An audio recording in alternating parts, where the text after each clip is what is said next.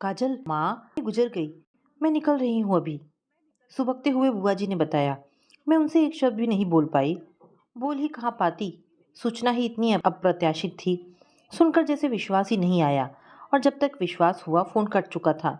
इतना भी नहीं पूछ पाई कि यह सब कैसे और कब हुआ। वे माने या ना माने, पर यह सच है कि जितना हम बुआ के प्यार को तरसे हैं, उतनी ही हमारी कमी बुआ जी ने भी महसूस की होगी। हमारे संबंधों में लक्ष्मण रेखाएं मम्मी पापा ने खींच दी। इसमें हम दोनों बहनें कहाँ दोषी हैं। कहते हैं कि माँ बाप के कर्मों की सज़ा उनके बच्चों को भोगनी पड़ती है। सो भोग रहे हैं। कारण चाहे कुछ भी हो। कितना कितना सामान बुआ जी हम दोनों बहनों के लिए लेकर आती थीं। बुआ जी के कोई बेटी नहीं थी और हमारा कोई भाई नहीं था। पापा के लिए भी जो कुछ थी बस बुआ ही थी।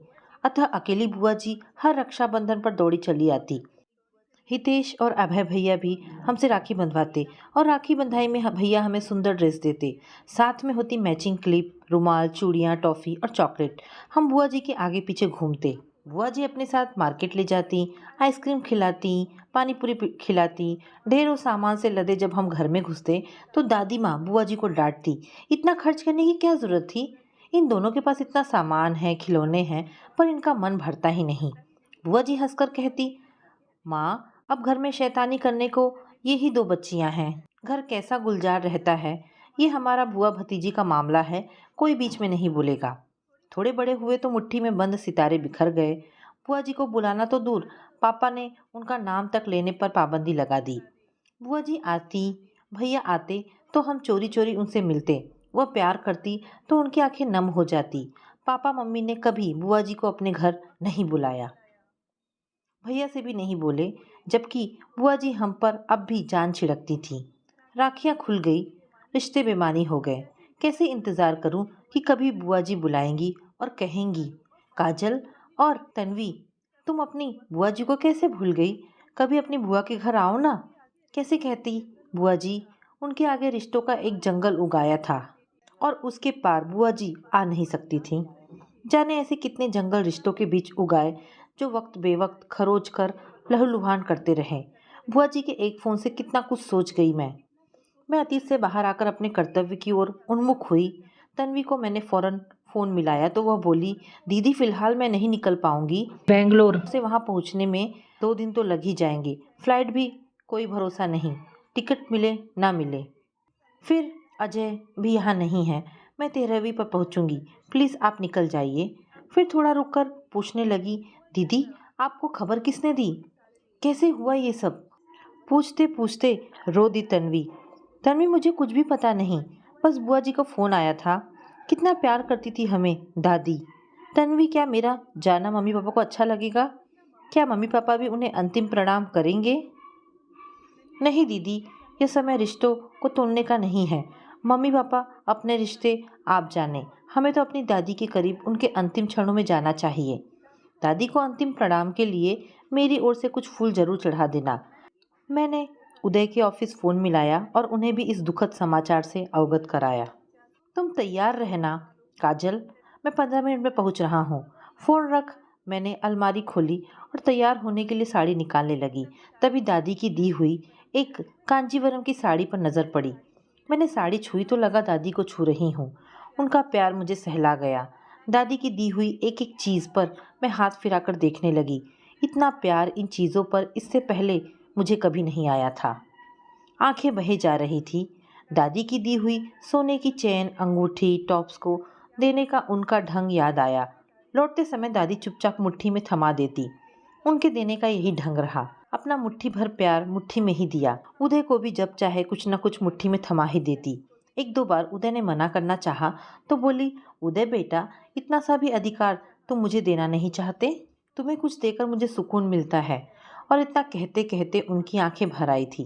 तभी से उदय दादी से मिले रुपयों पर एक छोटा सा फूल बनाकर संभाल कर रख देते और मुझे भी सख्त हिदायत दी थी कि मैं भी दादी से मिले रुपए खर्च ना करूं।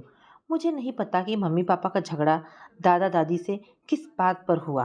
बस धुंधली सी याद है। उस समय मैं 7 साल की थी। पापा दादी माँ से खूब लड़े झगड़े थे और उसी के बाद अपना सामान ऊपर की मंजिल में ले जाकर रहने लगे थे। इसके बाद ही मम्मी पापा ने दादी और दादा के पास जाने पर रोक लगा दी।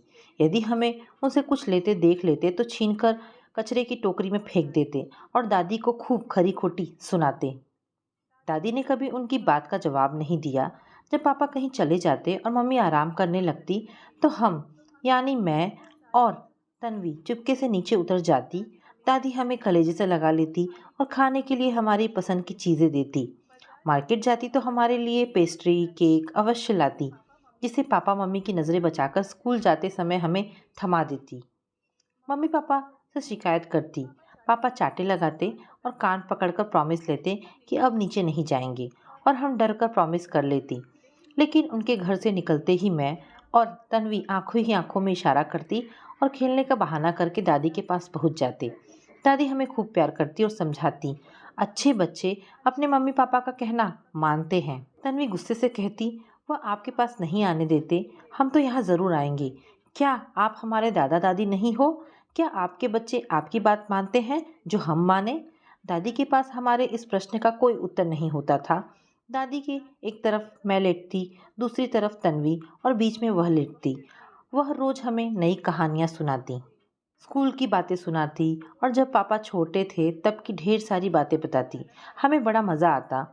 दादाजी की जेब की तलाशी में कभी च्युइंगम, कभी जेली और कभी चॉकलेट मिल जाती, क्योंकि दादाजी जानते थे कि बच्चों को जेबों की तलाशी लेनी है और उन्हें निराश नहीं होने देना है।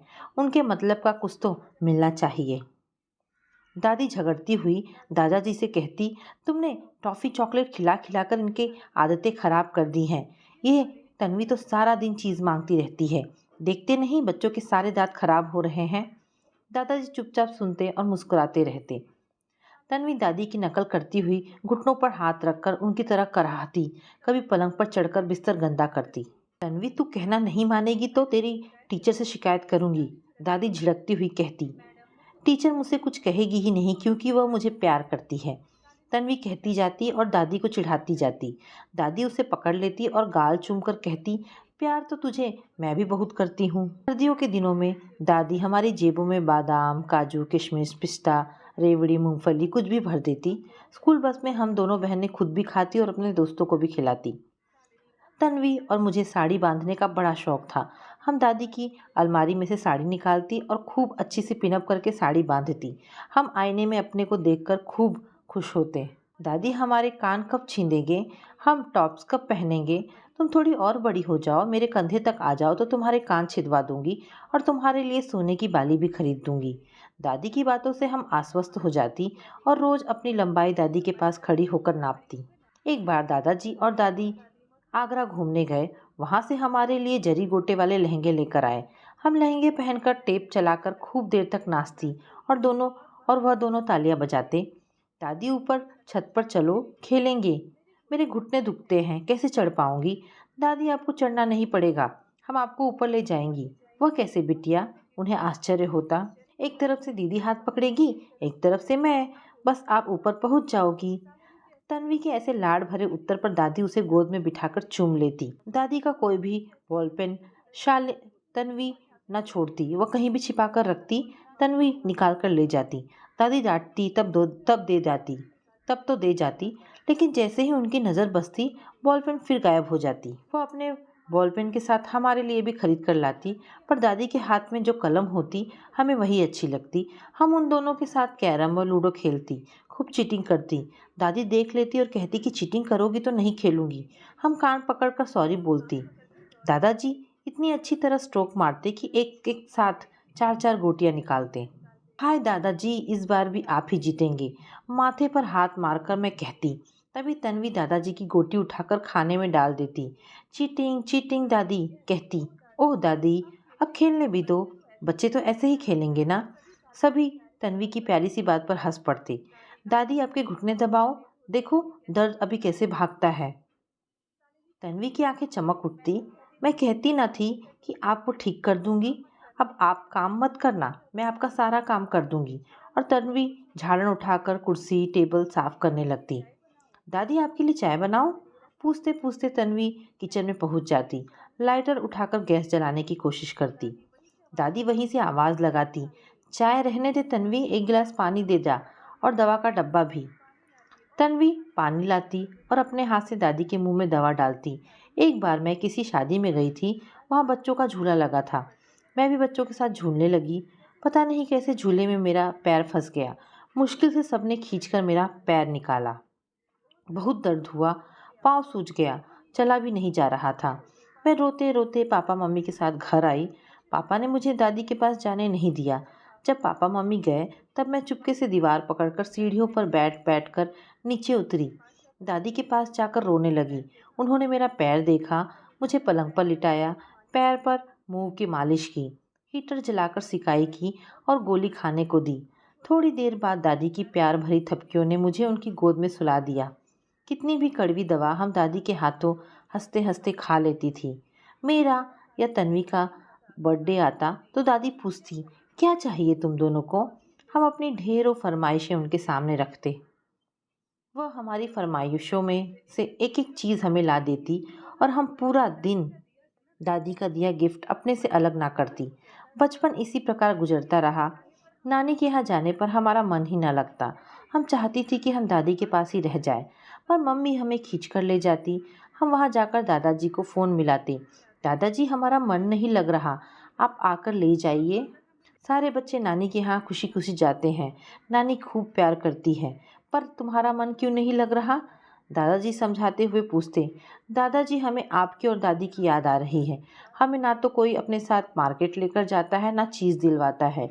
नानी कहानी भी नहीं सुनाती, बस सारा दिन ईशान और आरव के साथ लगी रहती हैं। हम क्या करें दादाजी? दादाजी रास्ता सुझाते। बेटा काजल और तन्वी, सुनो, तुम अपने पापा को फ़ोन लगाओ और उनसे कहो कि हम आपको बहुत मिस कर रहे हैं, आप आकर ले जाओ। दादाजी की यह तरकीब काम कर जाती। हम रो रो कर पापा से ले जाने के लिए कहते और अगले दिन पापा हमें ले जाते। हम दोनों लौटकर दादी और दादाजी से ऐसे लिपट जाते जैसे कब के बिछड़े हो। पापा ने हमें पढ़ने के लिए बाहर भेज दिया। हम लौटते तो दादाजी और दादी को इंतज़ार करते पाते। उनकी अलमारी हमारे लिए सौगातों से भरी रहती। हाई स्कूल पास करने के बाद दादाजी ने मुझे घड़ी दी थी। हम बड़े हुए तो पता चला कि दादाजी केवल पेंशन पर गुजारा करते हैं। हमारा मन कहता कि हमें अब उनसे उपहार नहीं लेने चाहिए, लेकिन जब दादी हमारी मुट्ठियों में रुपए ठूस देती तो हम इनकार न कर पाते। हॉस्टल जाते समय लड्डू मठरी के डब्बे साथ रखना दादी कभी ना भूलती। दोनों बहनों का कान छेदन एक साथ हुआ तो दादी ने छोटे छोटे टॉप्स अपने हाथ से हमारे कानों में पहनाए। और जब मेरी शादी पक्की हुई तो दादी उदय को देखने के लिए कितना तड़पी। जब नहीं रहा गया तो मुझे बुलाकर बोली, काजल बेटा, अपना दूल्हा मुझे नहीं दिखाएगी?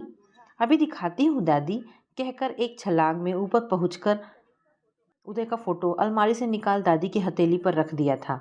दादी कभी मुझे तो कभी फोटो को देखती, जैसे दोनों का मिलान कर रही हो। फिर बोली, उदय बहुत सुंदर है, बिल्कुल तेरे अनुरूप, दोनों में खूब निभेगी। मैंने उदय को मोबाइल मिलाया और बोली, उदय, दादी तुमसे मिलना चाहती हैं, शाम तक पहुँचो।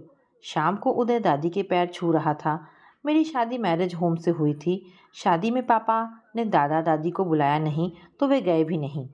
शादी के बाद मैं अड़ गई कि मेरी विदाई घर से होगी। विवश हो मेरी बात उन्हें रखनी पड़ी। मुझे तो अपने दादाजी और दादी का आशीर्वाद लेना था। दुल्हन वेश में उन्हें अपनी काजल को देखना था। उनसे किया वादा कैसे टालती? मेरी विदाई के समय दादाजी और दादी उसी प्रकार बाहरी दरवाजे पर खड़े थे जैसे स्कूल जाते समय खड़े रहते थे। मैं दौड़कर दादी से लिपट गई। दादाजी के पांव छूने झुकी तो उन्होंने बीच में ही रोककर गले से लगा लिया। दादी ने सोने का हार मेरी मुट्ठी में थमा दिया और सोने की एक गिन्नी उदय की मुट्ठी में। जब भी मायके जाती दादी से सौगात में मिले कभी रिंग, कभी टॉक्स, कभी साड़ी मुट्ठी में दबाए लौटती। दादी ने मुझे ही नहीं तन्वी को भी खूब दिया। उन्होंने हम दोनों बहनों को कभी खाली हाथ नहीं आने दिया। कैसे आने देती? उनका मन प्यार से लबालब भरा था। वह खाली होना जानती ही ना थी। उनके पास जो कुछ अपना था सब हम पर लुटा रही थी। मम्मी पापा देखते रह जाते। हमने उनकी बातों को कभी अहमियत नहीं दी, बल्कि मूक विरोधी ही करते रहे। अरे काजल, तुम अभी तक तैयार नहीं हुई? अलमारी पकड़े क्या सोच रही हो? उदय बोले तो मैं जैसे सोते से जागी। उदय, मेरी दादी चली गई। मुट्ठी भरा प्यार चला गया। अब कौन मेरी और तुम्हारी मुट्ठियों में सौगात ठूसेगा, कौन आशीर्वाद देगा? मैं दादी को निर्जीव कैसे देख पाऊंगी?